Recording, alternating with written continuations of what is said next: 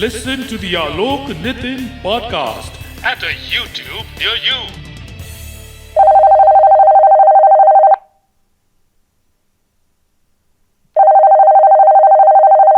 और दादा क्या हाल चाल है? बस एकदम। तू सुना, तेरा क्या हाल है? अच्छी आवाज आ रही है आपकी, क्या बात। हम्म।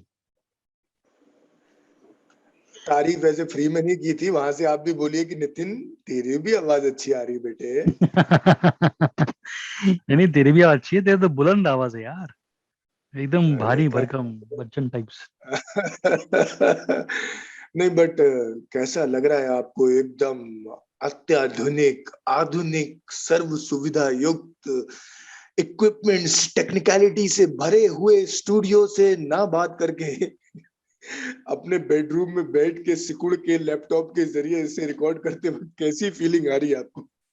नहीं नहीं, ऐसी फीलिंग नहीं आ रही है, because I am actually I have a small work station मेरे घर में ही। हम्म। तो बेडरूम से बात नहीं कर रहा हूँ मैं। Let's not give ideas to people. सिकुड़ के बिकुड़ के, मैं प्रॉपर वर्क स्टेशन है मेरा, और आज हम जूम से रिकॉर्ड कर रहे हैं।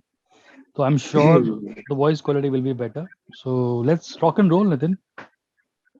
नहीं मैं भी मेरा तो ये मैं मेरा बेडरूम है और उसी में मेरा स्टडी भी है। हम्म। और उसमें एक टेबल है जिसके ऊपर कंप्यूटर रखा हुआ है, कुछ मेरी किताबें रखी हुई हैं, कुछ रजिस्टर्स हैं, कुछ पेन है। एक यहाँ पे आईसीसी क्रिकेट वर्ल्ड कप 2011 का कीचेन है मेरे पास, समहाउ पता नहीं कहाँ से आया ये। हम्म। और 3 मास्क पड़े हुए हैं, और उसी बीच मैंने, आपने डेट्स खाए हैं कभी? खजूर जिनको बोलते हैं, खजूर। Yes yes.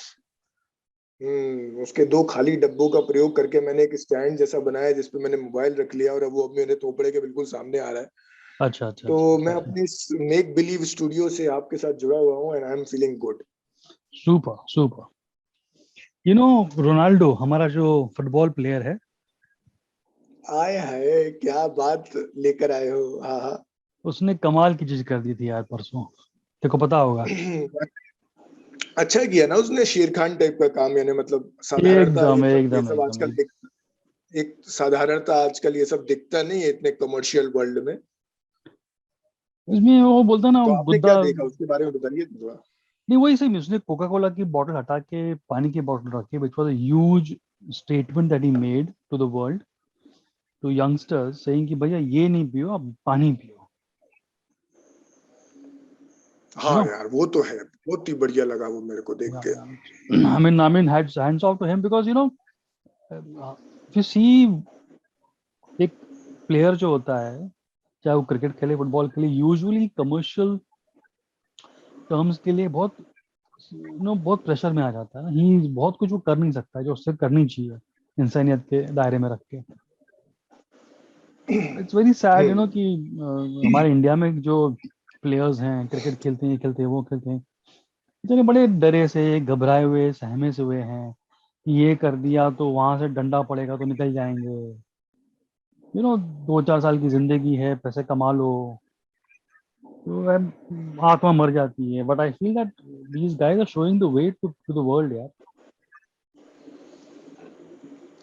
व्हाट डू और यू थिंक? मुझे लगता है कि इसका कल जब ऑफ कोर्स मैंने देख लिया था, पर मुझे लगा कि ये लगता है ये लोग कुछ मीम वगैरह बना रहे हैं, बट आज एविडेंट हो गया कि वो सचमुच उन्होंने एक तरीके से ये मैसेज डिलीवर करने की कोशिश करी है कि हेलो भाई ये हटा दो, सिर्फ पानी से ही काम चलता है।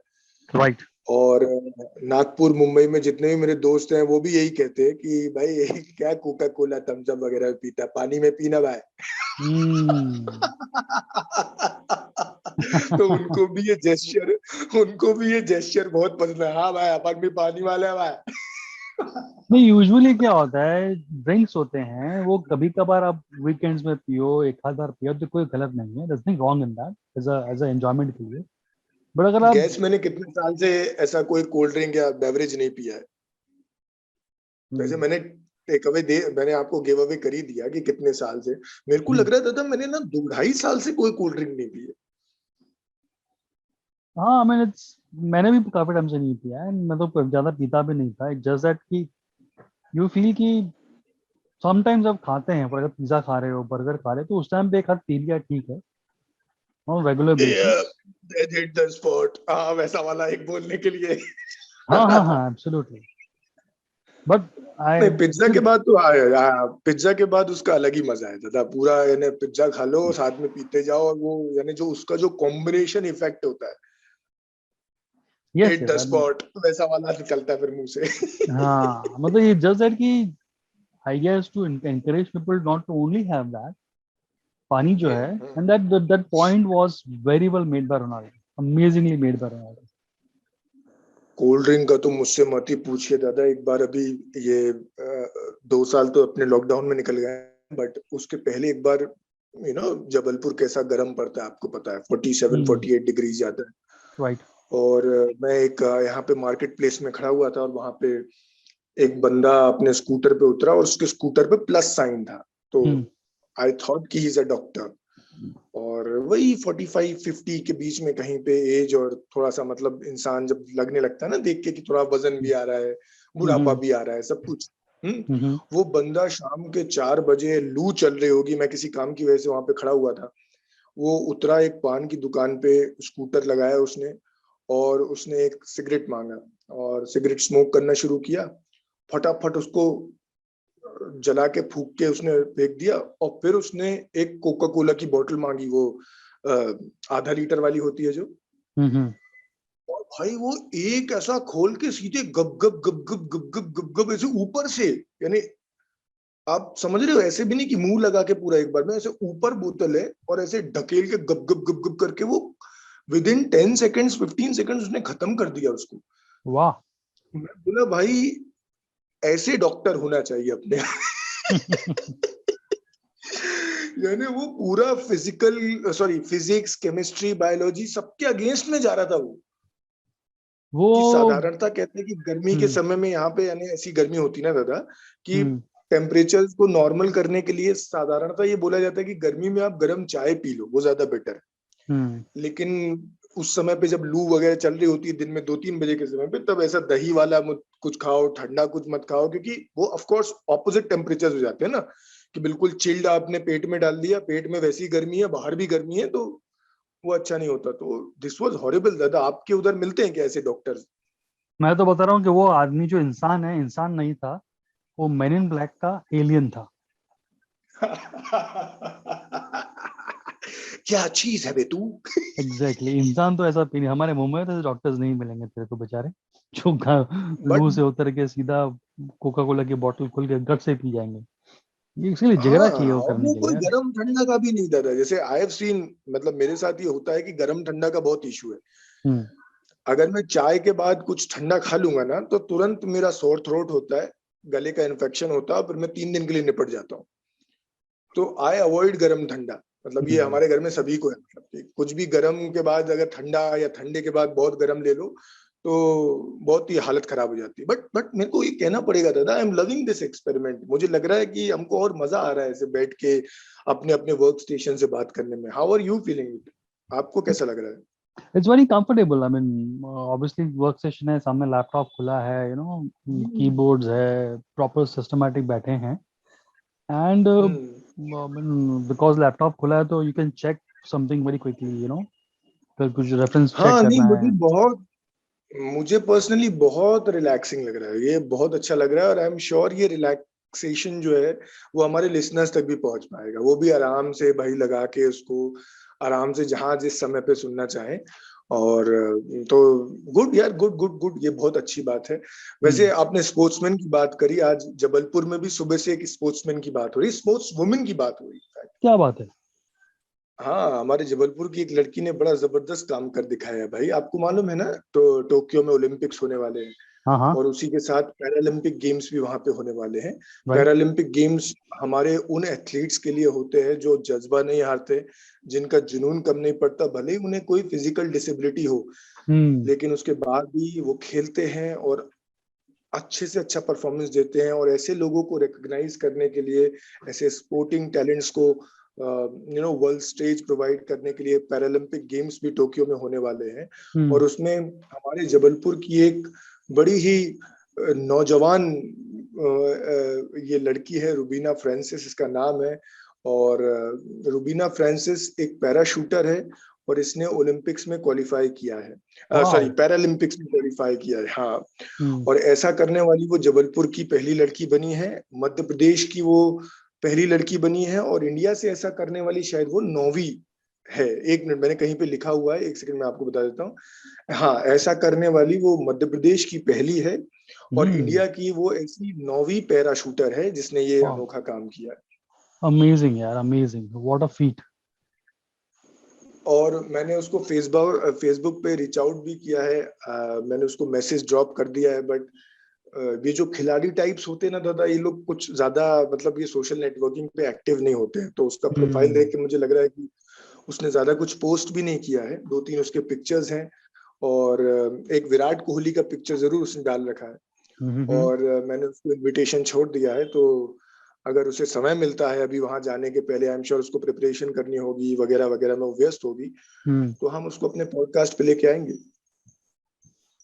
Very good, यार. I hope she comes and she gives inspiration to millions and lakhs of people जो सुनते हैं इसको, so that we can get inspired. हमें inspiration की बहुत जरूरत है, Vineet. The way things are turning out, lockdown, वापस lockdown, तो everything is very sad and serious. We need inspiration from such kind of people. और मुझे तो आ भी गई है दादा, मैं I was just thinking about it कि मतलब जीवन से खेल कहाँ चला गया यार। मेरे को याद नहीं आया कि लास्ट टाइम मैंने कब कोई गेम खेला हो। ऑफ कोर्स हम योगा करते हैं, हम एक्सरसाइज करते हैं, और अपने आप को फिट रखने के लिए वॉक करते हैं, वो भी वंस इन अ वाइल छूट जाता है।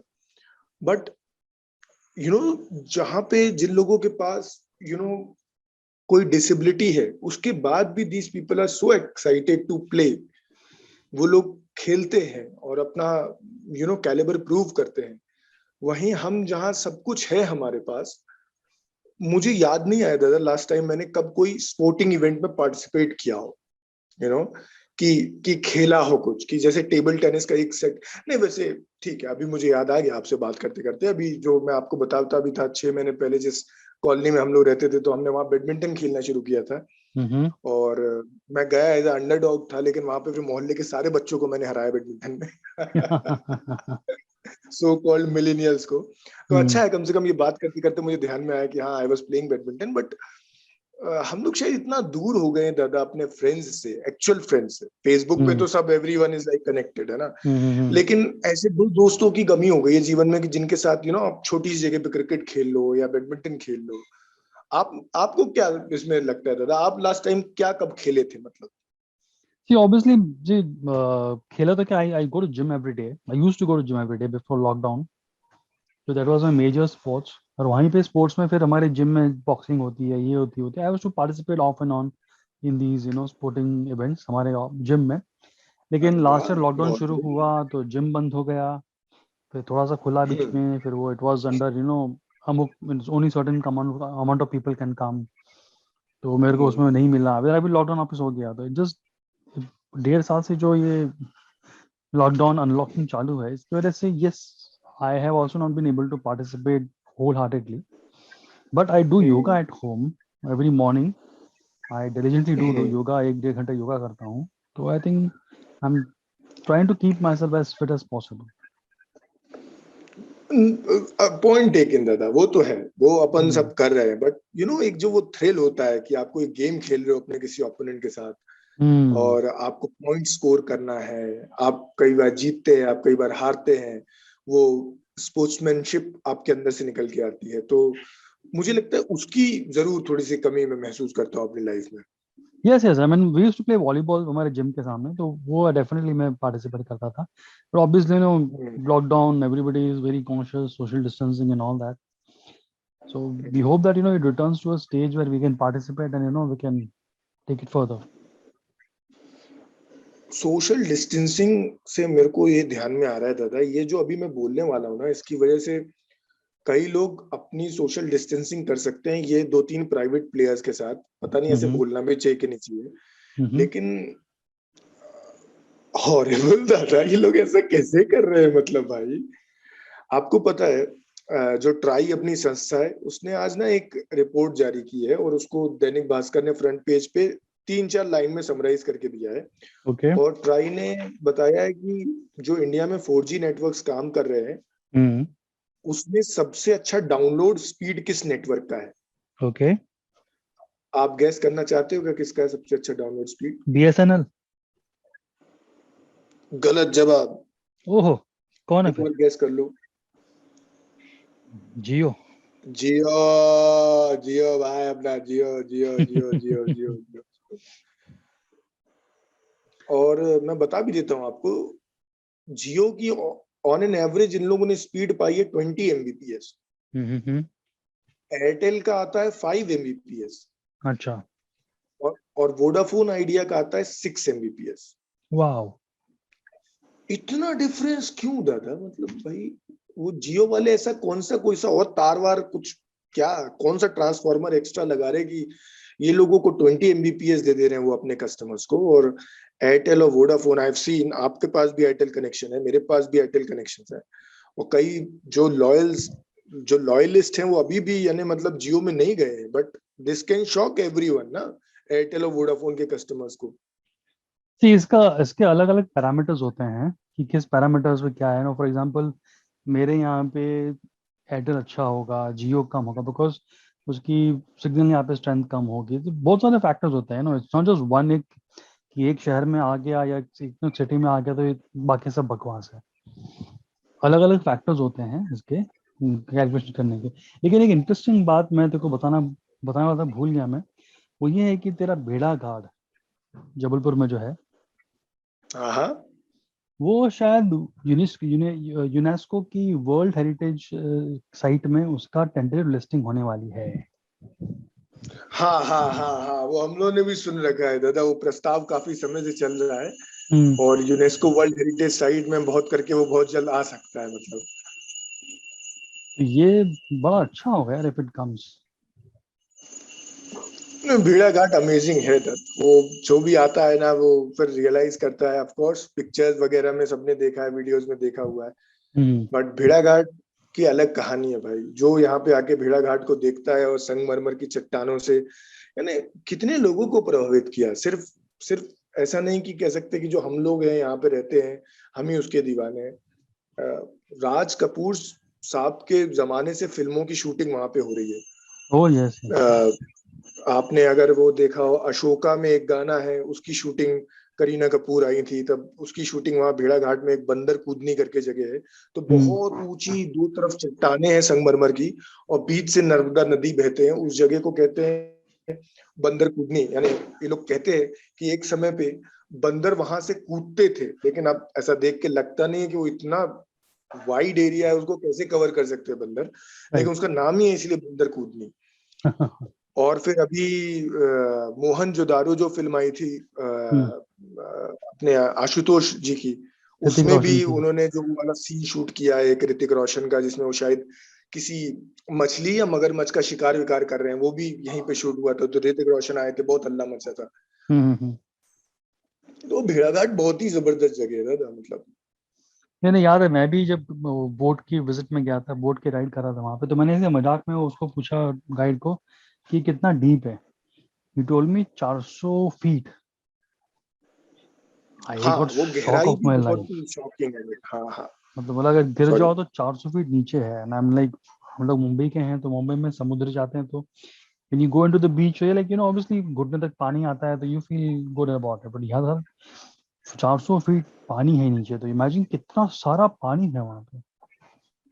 और एक और बड़ी इंटरेस्टिंग बात है भेड़ाघाट के बारे में कि यानी जो एक्चुअल वाटरफॉल है हम्म।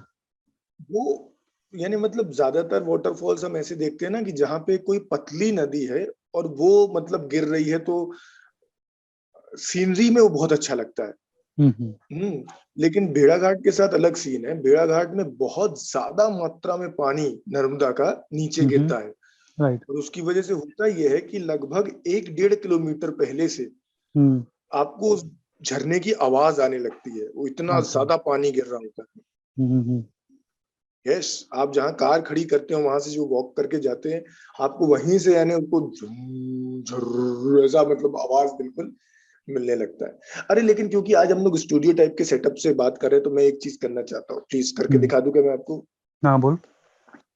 And now, from the Jabalpur studios of Republic TV, it is time now for the debate with Arnab Goswami. इन लोग बहुत सही कहते हैं ना, अर्नब जहाँ कहीं भी होता है वहां का बम्पर चलाते हैं। हाँ From the in fact no, Kolkata studios of, हाँ, from the Kolkata studios of Republic, from the Delhi studios of Republic. एक भेड़ा घाट आई रिमेम्बर जब आया था मैं उस सेम राइड में, जब मुझे बंदे ने कहा था कि 400 फीट नीचे है, वो ये कि हम लोग वो पूरी टूर करके वापस आ रहे थे और लौटने के थोड़ी देर पहले बसा चालू हो गई, तो वी वर ट्राइंग टू अच्छा, गो इन एंड तू मानेगा नहीं कि हमने जहाँ बोट में हम चढ़े थे ना, तो वहां का पानी लेवल और वापस आए पानी लेवल में जमीन आसमान का फर्क हो गया था, इट वाज इंक्रीजिंग ड्रास्टिकली। तो आई रियलाइज कि हाँ, मतलब जब इसीलिए मेरे को समझ में it can also be dangerous, मतलब आपको लग रहा है कि थोड़ी सी बरसात है, पर वो बरसात लाखों मतलब हजारों किलोमीटर के दायरे में गिरती है, तो एक छोटी छोटी बूंदे पानी में गिर के एक बहुत बड़ा वेव जैसा आ जाता है उसमें, तो इंक्रीजिंग पानी का लेवल बहुत जल्दी ऊपर आ जाता है। हाँ, इसीलिए क्या होता है, ये जो पूरा जो 3 महीना जो पानी का मौसम होता है, हम्म उसमें ज्यादातर समय तो वो ओपन भी नहीं रखते हैं उसको, यानी हम्म आपको जाने नहीं मिलेगा। ऑफ कोर्स हम लोग जबलपुरिया लोग हैं तो पहुंच जाते हैं, कोई दिक्कत नहीं है। और जस्ट टू एक आइडिया आपको देने के लिए, अगर आप बहुत क्यूरियस हो रहे हैं हमारी बातों को सुन के कि भेड़ाघाट कैसा है, उसका वीडियो देखिए यूट्यूब पे। और जब बरसात के मौसम में नर्मदा में पानी होता है और जब बांधों से पानी छोड़ा जाता है, तो मैंने कभी ये नजारा देखा नहीं है पर्सनली जाके, लेकिन मैंने सुना है। हम्म तो वो जो पूरा झरना है इतना बड़ा, वो खत्म हो जाता है। पानी ओह, इतना ज्यादा होता है कि वो पूरा एक लेवल पे समुद्र जैसा, नदी जैसा दिखता है, वो झरना दिखना बंद हो जाता है। अरे बाप रे, so dangerous and so the power of water, can only imagine ना, क्या शक्ति है उस पानी के बहाव में। सचमुच। हम्म और उससे गजब की चीज मेरे ख्याल से भेड़ाघाट के बारे में ये है कि लोगों को सचमुच बहुत आश्चर्यचकित कर जाता है कि जो भेड़ाघाट जो वाटरफॉल है जहाँ पे, हम्म वहां पे 3-4 ऐसे, यही भेड़ाघाट एक गांव भी है असल में वहां पे पास, अब तो काफी बड़ा हो गया है, सबके पक्के घर बन गए हैं, बहुत इंटरेस्टिंग लाइफ है भेड़ाघाट की। हम्म और उसमें 3-4 गांव के आपको वहां के नौजवान मिलेंगे, जो आपके 50 रुपए या 100 रुपए के लिए एक स्टंट आपको करके दिखाएंगे। और हाँ वो आपको बोलेंगे कि ये सिक्का लीजिए और वो मेन जो फ्लो है आप उस पर फेंक दीजिए, और ये लोग कूदते हैं उसी जगह से आपके सामने से उस झरने में नीचे जाते हैं और वो सिक्का निकाल के ले आते हैं, इतने सारे पानी के बहाव में। पता नहीं वो कैसे करते हैं। यार, again I think they are not humans, they are MIB के एलियंस। क्या चीज है बे तू। नहीं, बट मुझे लगा था कि आप एयरटेल वोडाफोन वाले पे थोड़ा सा और रिएक्शन दोगे, समाउ मुझे वो मिला नहीं, क्यों ऐसा? बिकॉज ये जो टेस्टिंग होती है ना, इसके अलग अलग पैरामीटर्स होते हैं, तो किसी शहर में कोई एक नेटवर्क ज्यादा अच्छा होता है, किसी में नहीं, कम ट्राई होता ने है। कलेक्टिवली इंडिया के लिए दिया था ये फिगर्स, पूरे इंडिया के लिए। ना अच्छा है, मतलब सी ऑब्वियसली जो उनकी टेक्नोलॉजी जो है जियो की, हम्म। वो नई है, बेहतर है, they are the new entrants, so obviously नई चीज होती है तो नहीं, हमेशा इट पर works better than other people. नहीं, लेकिन दादा, अगर हम 4G नेटवर्क की बात कर रहे हैं, तो उसके लिए तो एयरटेल के भी वही इक्विपमेंट्स होंगे ना, वोडाफोन के भी वही इक्विपमेंट्स होंगे। हाँ, for example when I was in Bangalore, तो वहाँ पे जियो बहुत कम काम कर रहा था, बिकॉज जियो की एयरटेल वो अच्छा था, ज़्यादा अच्छा था वहाँ पे जहाँ मैं था, मतलब बैंगलोर कोरमंगला में। तो it is very subjective and you can't say कि एक ही अच्छा है, देयर मस्ट बी, हम्म। उनका टेस्टिंग क्या होगी ये मेरे को आई डोंट नो कि उन्होंने क्या पैरामीटर्स लिए हैं, बट हाँ, they are doing good, nothing like. चलिए, अच्छी बात है। तो आज बहुत दिनों के बाद मैंने अखबार खोला। वैसे दादा, आपकी जो किसान विरोधी सरकार है, उसने आज एक बड़ा अच्छा काम किया, आपने सुना क्या उसके बारे में? क्या भाई, क्या किया उन्होंने? एक DAP नाम से खाद होती है, फर्टिलाइजर, Okay. जो कि काफी महंगी होती है बट बड़ी इंपॉर्टेंट है एग्रीकल्चर में। Okay. खासकर जो क्रॉप्स हैं जैसे कि sugarcane, cotton, oilseeds, pulses, तो इसका जो एक कट्टा आता है, बोरी आती है वो, या बैग आता है वो, मतलब 1200 रुपए का है। Mm-hmm. इसमें अभी तक सरकार 500 रुपए देती थी Mm-hmm. सब्सिडी के रूप में, अभी 500 में 700 रुपए और देगी, यानी ऑलमोस्ट फ्री लगभग। हाँ, तो ये बहुत अहम कॉम्प्लेक्स फर्टिलाइजर है। आई नो कि ये आपको उतना इंटरेस्ट नहीं करेगा क्योंकि मुंबई में खेती बाड़ी वगैरह नहीं, लेकिन इसमें नाइट्रोजन और फास्फोरस होता है, और ये जो तीनों चारों क्रॉप्स हैं बड़े इंपॉर्टेंट है इंडिया के लिए। शुगर केन भी, कॉटन भी, पल्सेस तो है ही, और ऑयल सीड्स जैसे तेल बनाते हैं जो अपेरेंटली अभी महंगा चल रहा है। तो ये मतलब एक अच्छा हेल्पिंग हैंड है जो अभी सरकार ने मतलब फार्मर्स की तरफ बढ़ाया है। सी, आई मीन सरकार अपने लेवल पे काम तो कर ही रही है, to help support all set of society, ऊपर नीचे। समटाइम्स लोग तारीफ करते हैं और कुछ मीडिया के लोग तारीफ नहीं करते हैं। It's very sad to know that. वो जो अखबार वाली न्यूज में आपको बता रहा था कि आज बहुत दिनों बाद मैंने अखबार उठाया और अच्छी हेडलाइंस लिखी जिसने भी लिखी इसको, और क्या लिखा मालूम है? अब चिड़िया कानून के नीचे।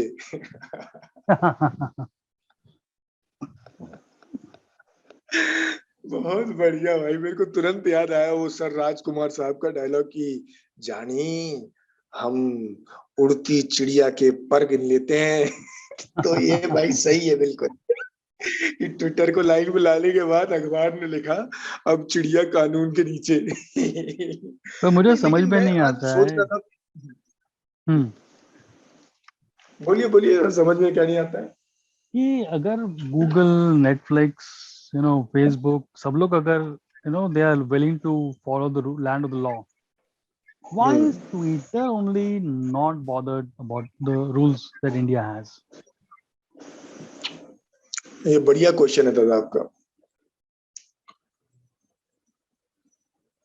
और इसी क्वेश्चन में फंसेंगे ना क्योंकि वो लोग, इसीलिए अभी ये पूरी कोशिश की गई कि ये ना हो, ये ना हो, हमको कोई ऐसा अधिकारी ना बनाना पड़े।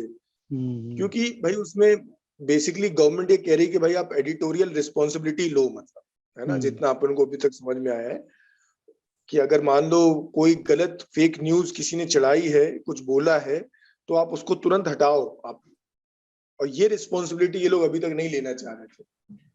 बट आई वाज थिंकिंग कि इसमें पता नहीं ट्विटर की गलती है कि नहीं है। मुझे तो मतलब आज मैं सोच रहा था तो मुझे लगा कि अगर आप इंडियन हिस्ट्री भी ज्यादा उठा के देखेंगे ना, तो अपने यहाँ बहुत सारे फॉरेन इन्वेडर्स आए हैं ना, जिन्होंने हम पे इन्वेजन किया और फिर वो यहीं के होके रह गए। राइट। आप इंडो ग्रीक्स को देखो, साकास को देखो, कुशानास को देखो, उसके बाद आप अफगान्स को देखो, तुर्किश लोगों को देखो, वो आए यहाँ के हो गए, यहाँ के होके रह गए। तो अभी मेरे को लग रहा है ना ट्विटर भी बिल्कुल इंडिया का ही हो गया, वो इंडियन ही हो गया ट्विटर भी। ये अपने यहाँ की मेंटेलिटी है ना कि किसी दीवार पे लिखा हुआ है कि मूतना और थूकना मना है, तो वहां तो भैया अपन को करना ही है। हाँ, ये बात तो है यार, तूने सही पकड़ा कि मतलब लाल लाइट पे भाई आगे नहीं जाना, नहीं लाल पे तो फिर अपन को आगे जाना ही है। हाँ, जो बोला कि हम लोग कभी नहीं करते। इनकम टैक्स भरना चाहिए, उससे देश की प्रगति होती है, नहीं मेरी प्रगति नहीं होती ना तो मैं नहीं भरूंगा भाई। कितने ऐसे उदाहरण है, तो मुझे लग रहा है this is a solid case of Indianisation of Twitter. ये अपने घर में वहां खूब नियम फॉलो करते हैं, पर इधर पे आके अपने जैसे हो गए। तो मतलब ट्विटर इंडियन बन गया, हैज ऑलरेडी बीन इंडियनाइज्ड। सही है। अच्छा, by the way Chetan Bhagat आज एक अच्छा एडिटोरियल लिखे हैं दैनिक भास्कर में, मुझे अच्छा लगा। सेंट्रल विस्टा प्रोजेक्ट के ऊपर कुछ लोग जो आलोचना कर रहे हैं उनके शक को उन्होंने दूर किया है। और अच्छा लिखा है, मतलब बड़ा बैलेंस्ड आर्टिकल है वो, और उसमें उन्होंने बताया कि क्यों सेंट्रल विस्टा प्रोजेक्ट हमारे लिए जरूरी है, 5 बातें बताई। और उन्होंने वो भी दुखती नब्ज को पकड़ने की कोशिश किया कि प्रॉब्लम ये नहीं है कि ये हो रहा है, प्रॉब्लम ये है कि जिनको ये करना चाहिए था उनसे नहीं हुआ, और अब इसका क्रेडिट कोई और ले जाएगा। मतलब ये लोग क्या कहते हैं ना दादा, ये जो सेंट्रल दिल्ली है, राजपथ वाला जो इलाका है, लुटियंस दिल्ली जिसको कहते हैं, तो उस पे यानी मतलब जैसे कि एक कोई परिवार या कुछ खास ब्यूरोक्रेट्स उन्हीं का भाई राइट, वर्चस्व राज है। था। हम्म, हाँ, राज था, है, रहेगा। मतलब इसको कोई बाहर का आदमी आके कैसे बदल दे रहा है, बात ये डाइजेस्ट नहीं हो रही है। तो ये चेतन भगत ने इस पे लिखा है कि नहीं भाई, वो कोई मतलब वो नहीं है, ऐसे वैसे व्यक्ति नहीं है, उनको पूरे देश ने चुन के वहां पे भेजा है। और वो वैसे भी, और वो ऑफ कोर्स हम तो सब जानते हैं कि वो कोई उनका प्लानिंग नहीं है, एक गवर्नमेंट ऑफ इंडिया की प्लानिंग है जिसके तहत वो बन रहा है। और उन्होंने भी वो सब बातें मेंशन की है उसमें कि अभी जो पुरानी बिल्डिंग है वो सचमुच अब कल्चरल हेरिटेज ही रह गई है दादा। वो खतरा भी है हमारे मिनिस्टर्स के लिए, हमारे ऑफिसर्स के लिए, हमारे सीनियर ब्यूरोक्रेट्स के लिए। और बहुत ही ज्यादा इकोनॉमिकल भी अब वो नहीं बचे हैं। जो मिनिस्ट्रीज हैं, उनके जो ऑफिसेज हैं, वो अलग अलग जगहों पे हैं। लोगों को बहुत ज्यादा पैदल चलना पड़ता है एक मिनिस्ट्री से दूसरे मिनिस्ट्री जाने में। उसकी वजह से ट्रैफिक बहुत बार ब्लॉक करना पड़ता है। तो ये जो नया प्रोजेक्ट है वो आने वाले भविष्य का प्रोजेक्ट है। तो वो सारे तरह की प्रॉब्लम्स को सॉल्व कर देगा। और मुझे अच्छा लगा कि चेतन भगत ने इस तरह की चीज को बड़ा अच्छा क्लैरिफाई करके लिखा। तो इसीलिए बस मैंने बताया। नहीं, अच्छा, एमएनसी इंडिया ही ऐसा देश है जहाँ पे ये हो रहा है तो ये नहीं होना चाहिए। जब यूएस में जब ऐसा हो रहा था तो किसी ने कहा नहीं कि वो स्टेच्यू ऑफ लिबर्टी क्यों बना रहे हो। वो अपना हाँ काम हाँ। है, वो स्टेच्यू लिबर्टी का बनने का काम अलग है, और ये जो बाकी जो हो रहा है वो अलग है। दोनों अलग अलग चीजें हैं, अलग अलग चैलेंजेस हैं। पर यहाँ पे बस ये है कि ये बंद करो, वो बंद करो, ये बंद करो, वो बंद करो। तो ये बस इसलिए अब हम इंडिया 3 कदम आगे चलता है, 2 कदम पीछे आता है। पर मुझे तो लग रहा है दादा अभी 2 कदम पीछे भी नहीं आ रहे हैं। ये लोग बढ़िया बिंदास दिलेरी से कर रहे हैं। जिसको बोलना है, जो बोलना है वो बोल लो। हम तो भाई ये करेंगे और ये होगा। That is the power of having a full majority, parliament. Correct आपके पास करेक्ट। पावर है तो you can do, you know that you can sustain this, criticism. ये तो है दादा। और थोड़ा सा वो भी कहते हैं ना कि कुछ ये लोग कहते हैं कि लीडर्स की पर्सनालिटी कैसी है वो बहुत मैटर करती है। तो कई कई लोग होते हैं भाई ऐसे जो निर्णय लेना चाहते हैं, फटाफट काम करना चाहते हैं, चीजों को रोकना नहीं चाहते हैं, जो अच्छा है उसको तुरंत करना चाहते हैं। तो वो मेरे ख्याल से अभी हमारे जो प्राइम मिनिस्टर है उनके अंदर वो भरपूर मात्रा में है। और इसीलिए ये जो 1 साल से एक थोड़ा सा चल रहा है, आपसे इत्तेफाक नहीं रखती ये बात, लेकिन एक ऑर्डिनेंस फैक्ट्री बोर्ड है दादा, उसके बारे में बताना चाहता हूँ मैं आपको, क्योंकि उससे थोड़ा पर्सनली मैं कनेक्टेड हूँ। ऑर्डिनेंस फैक्ट्री बोर्ड के अंतर्गत अपने यहाँ की 41 ऑर्डिनेंस फैक्ट्रीज आती हैं, 41 ऑर्डिनेंस फैक्ट्रीज, जो ऑफकोर्स हमारे लिए अस्त्र और शस्त्र, वेपनरी जो हमारे डिफेंस फोर्सेस यूज करते हैं उसको बनाते हैं ना। 200 साल पुराना इतिहास इस ऑर्गेनाइजेशन का। राइट। अब क्योंकि हमारे गवर्नमेंट ऑफ इंडिया का सबसे बड़ा चैलेंज है गुड गवर्नेंस करना, अच्छा गवर्नेंस करना, ताकि लोगों तक सर्विसेज पहुंचे और देश तरक्की करे। तो गुड गवर्नेंस के अंतर्गत प्राइम मिनिस्टर मोदी का ही नहीं, इनफैक्ट ये all over the world thought यही है कि भाई इट शुड बी लाइक कि minimum government, maximum governance. Right. ऐसा नहीं कि भाई गवर्नमेंट बहुत बड़ी है, खूब अफसर हैं, खूब कर्मचारी हैं, खूब क्लर्क हैं, खूब बाबू हैं, लेकिन गवर्नेंस जो है वो मिनिमम है, ऐसा नहीं बोले। तो मिनिमम गवर्नमेंट मैक्सिमम गवर्नेंस का ही नारा दिया। अब इसके चलते ये काफी समय से चल रहा था, और अभी ये जो ऑर्डिनेंस फैक्ट्री बोर्ड है इसको अब डिसॉल्व किया जा रहा है। जो 41 ऑर्डिनेंस फैक्ट्रीज हैं उनको 7 पब्लिक सेक्टर अंडरटेकिंग्स के अंतर्गत फिर से रीस्ट्रक्चर करेंगे, और इनको अब पब्लिक सेक्टर अंडरटेकिंग्स की तरह देखा जाएगा। इसमें ओनरशिप पूरी 100% गवर्नमेंट की रहेगी, तो इसमें प्राइवेटाइजेशन का मामला नहीं है। लेकिन गवर्नमेंट इज हिंटिंग कि हम चाहते हैं कि ये जो 41 फैक्ट्रीज हैं इनके बीच में भी कंपटीशन हो, इनोवेशन हो, there should be a race to achieve something new जो अभी तक नहीं किया है। और इसके ऊपर 1-1.5 साल से, क्योंकि हमारे जबलपुर में भी एक ऑर्डिनेंस फैक्ट्री है, तो जो मेरे चिर परिचित लोग हैं, यानी मतलब अंकल लोग नहीं, उनके जो बच्चे हैं वो तो बड़ा खराब रिव्यू दे रहे हैं इस कदम का। यानी 1 साल से बोल रहे हैं लोग, अरे नहीं बोले सब बेच खाएंगे, बोले सब बेच डालेगा, सब बेच। मैं बोला अभी किसकी बात कर रहे हो तुम लोग, कैसे बात करते हो? तुम्हारे घर का छोटा लड़का नहीं है जो कॉलेज गया था, इंजीनियरिंग में फेल हो गया और पढ़ाई नहीं कर पाया, अपना धंधा कर पाया, अब ना उसकी शादी हो रही। किस आदमी की तुम बात कर रहे हो? हाँ हाँ, मतलब ऐसे बात करते हैं ना दादा कि लगता है कि भाई तुम किसकी बात कर रहे हो। और ये लोगों ने उस समय पे कहा था कि हम इनडेफिनेट हड़ताल पे जाएंगे अगर ऐसा कुछ होगा। कल हो गया, बहुत कल बड़ी उसको कर न्यूज है दिया ये, गया। देखो, बहुत बड़ी न्यूज है ये, बहुत बड़ी न्यूज है ये। 70,000 एम्प्लॉइज। भाई आप देश को यानी ऐसे नहीं कर सकते। आपको भाई सबसे बड़ी चीज तो दादा, you have a security of a government job यार। फॉर क्राइंग आउट लाउड, तुमको सरकार निकाल नहीं रही है, तुम्हारे वर्क कंडीशन चेंज नहीं करेगी, उसके बाद भी you want to dictate terms. और किस इंडस्ट्री में होता है दादा, मेरे को ऐसे बताओ। खाली आपके इंडिया। पास प्राइवेट सेक्टर का 25 साल का एक्सपीरियंस है, मेरे पास 15 इयर्स का है। कहीं पर भी अपने किसी मालिक ने अपन से पूछा कि बोल बेटे तेरे को क्या चाहिए? कभी नहीं पूछा दादा। हम ही सिर्फ लगे रहते थे कि शायद कुछ मिलेगा, कुछ मिलेगा इस आज में। दादा ये भी कर दूं क्या? दादा ये भी हो जाएगा? हाँ ये भी हो जाएगा दादा। राइट। हमने तो कभी कंप्लेंट नहीं किया।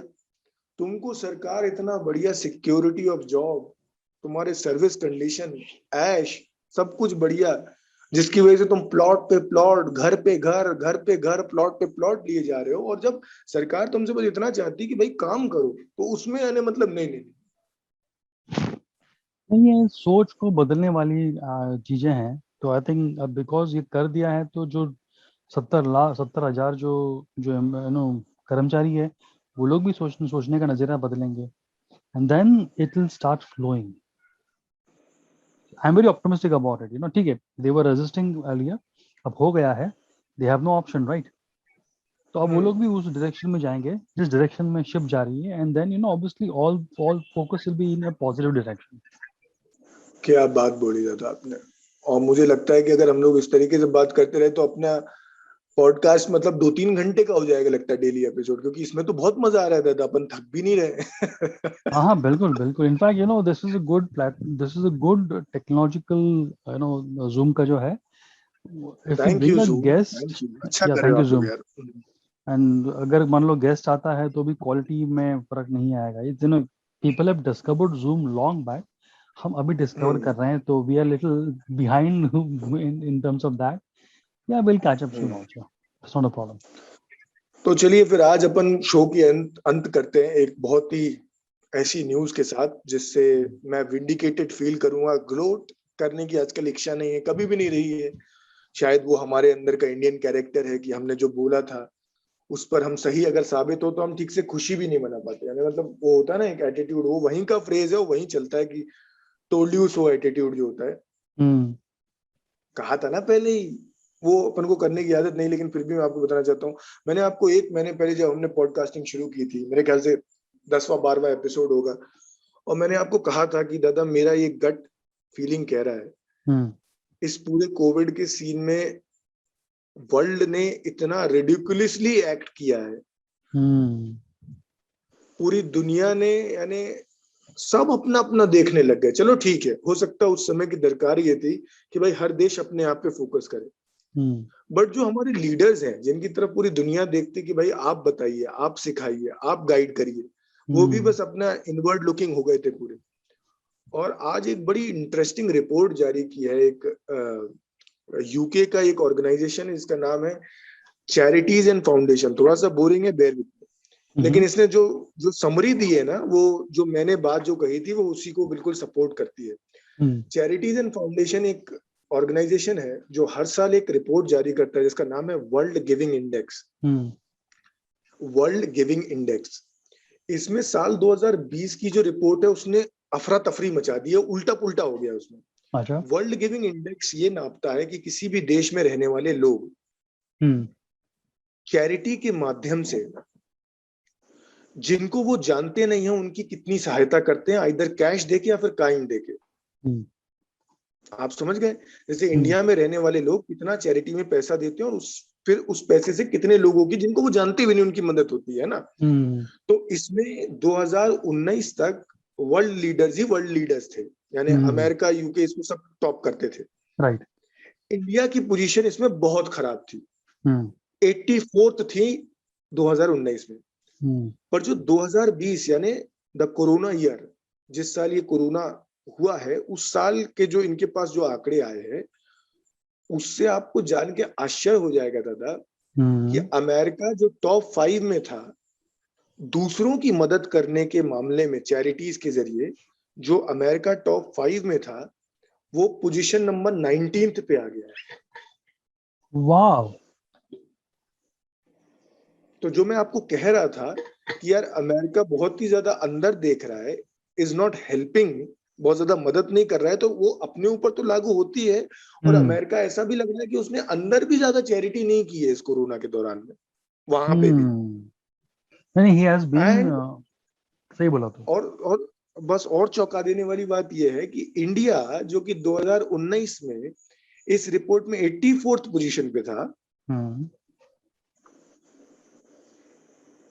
वो 14th रैंक पे है, यूएस के भी आगे, अमेरिका से ऊपर।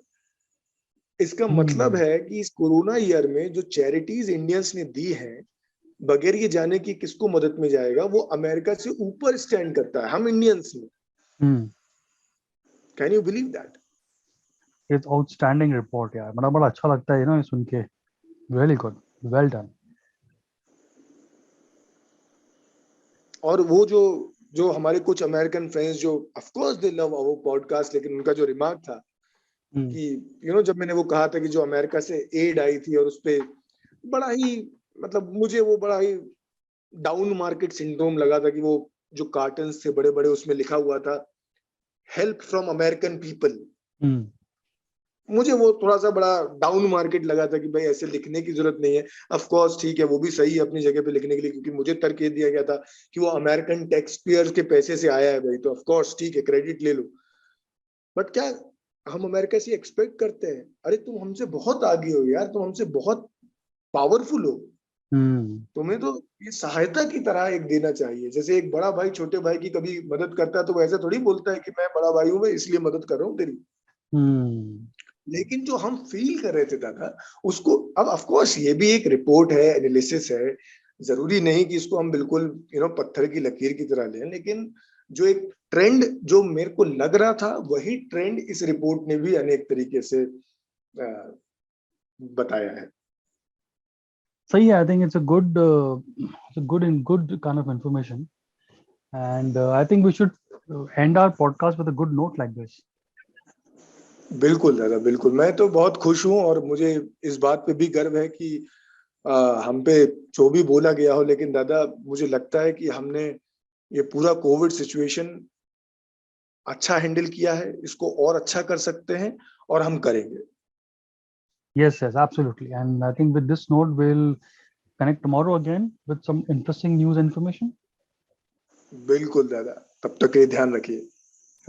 Listen to the Alok Nitin podcast at a YouTube near you.